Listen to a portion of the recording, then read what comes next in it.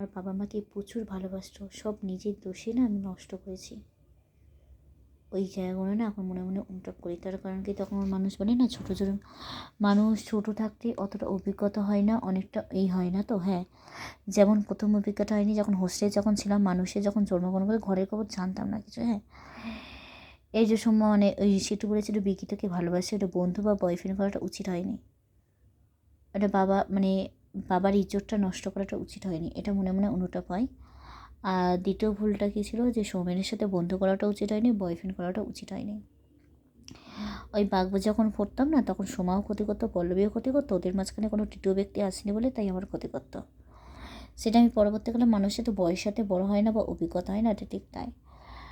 আর কিছু কিছু ওই জীবনে মানে ওইগুলো ব্যাস, মানে বাবা আমাকে প্রচুর ভালোবাসতো, প্রচুর সম্মান করতো।